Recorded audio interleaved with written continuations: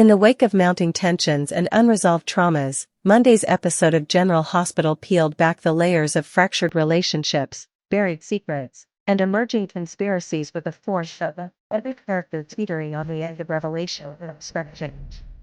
From Blankmere's brooding shadows to the vibrant chaos surrounding Port Charles's violence, a multitude of intertwined storylines exploded, each carrying emotional landmines set to detonate in the days to come. At Windermere, Anna arrived with grim determination to confront Sidwell about Natalia's sudden death. His expression was controlled, almost amused, as he smoothly deflected blame onto Sonny.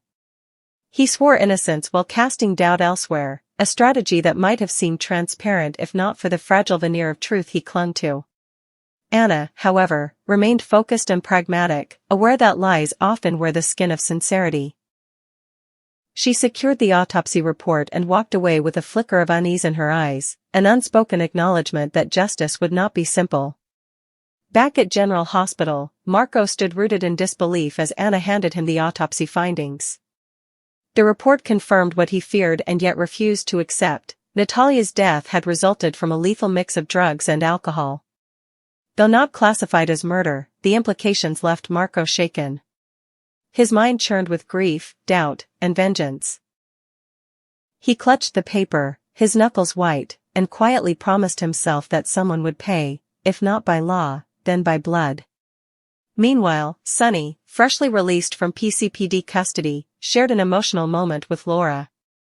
Her refusal to disown him sent a silent message to everyone watching, particularly Ezra, who arrived just in time to witness Laura embracing Sonny in a show of defiant loyalty.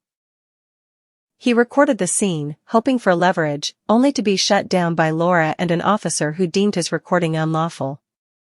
Though Anna later confirmed Sonny could not be charged, Ezra made no attempt to hide his lingering suspicion, leaving the door wide open for future confrontations. Elsewhere, Michael and Brooke found themselves caught in the undertow of their family's misfortunes. Michael, burdened by Willow's increasingly unstable behavior, confided in Brooke about a troubling encounter at the pool involving Wiley. Brooke, reeling from her own explosive altercation with Lulu earlier in the day, shared her internal struggle. The slap she had landed on Lulu's face was not just a moment of fury, it was the culmination of resentment and suppressed betrayal. But retaliation, she admitted, would only hurt Rocco, the child caught between their dysfunction. Instead of lashing out again, she turned to Michael for grounding. Their moment of reflection was soon interrupted by a tender exchange between Sasha and Michael. In the quiet intimacy of bedtime rituals with Daisy, Sasha found herself acknowledging how easily they fell back into rhythm. For a fleeting moment, they were a family again, unburdened by the wreckage that followed them. But the peace shattered when Sasha rushed into Daisy's room and found the crib empty.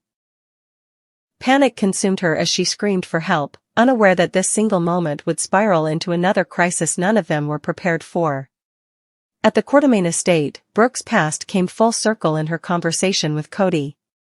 Though their history was tangled with deception, regret, and broken promises, there was a mutual understanding in their reunion. The hug they shared was not just forgiveness, it was a momentary escape from the harsh reality surrounding them. But the fireworks outside reminded them that nothing in Port Charles ever stayed quiet for long. Nearby, Gio was quietly gathering information.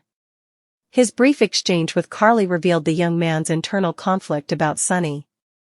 Having grown up in the shadow of the Corinthos name, Gio sought clarity, answers Carly could only partially offer. She admitted Sonny had demons, but love for his family had always been his anchor. Carly, keenly aware of how quickly the winds of loyalty shifted in Port Charles, gently nudged Gio to speak with Dante, whose own battles with his father could illuminate the complexity Gio sought to understand. Across the pool deck, Jocelyn was engaged in another kind of deception. After closing her laptop to conceal her research into Dalton, she focused on manipulating her connection with Vaughn. Their plan to use Vaughn's sensitivity and shared interests to lure Emma into trust was calculated. But Vaughn, despite his WSB training, found himself unexpectedly captivated.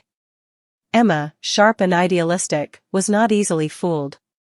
Yet when Jocelyn staged a public rejection of Vaughn, the chaos drew Emma's attention. Seeing Jocelyn's cruelty firsthand, Emma softened toward Vaughn, offering him a drink and a sliver of vulnerability. As the night sky ignited with fireworks, Vaughn and Emma stood side by side. She wrapped her arm around him, her voice animated as she spoke about the animal rights group she had founded. Vaughn, attentive and engaged, listened not as a spy but as someone genuinely intrigued.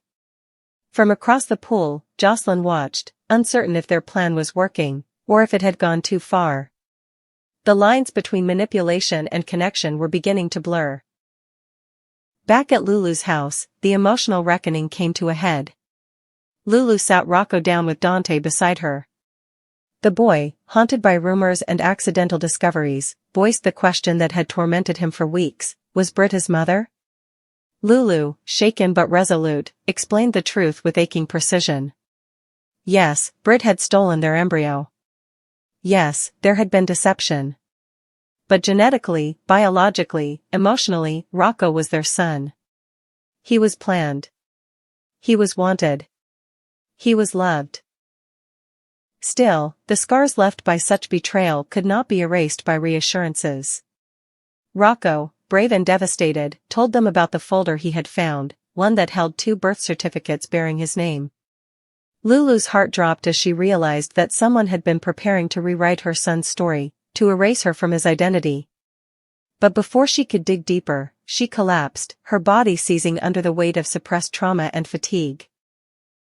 Dante caught her as she fell, and in that moment, the illusion of control they had desperately clung to slipped away. As chaos consumed the family once again, the town of Port Charles continued its slow descent into further disorder. The firework display lit up the sky, masking the pain that festered behind closed doors. Anna studied the autopsy report again, her instincts whispering that something still didn't add up. Marco paced alone in a dark hallway, staring at the final messages from his mother, unaware that they had been altered. Gio lingered near the boathouse, torn between loyalty and truth.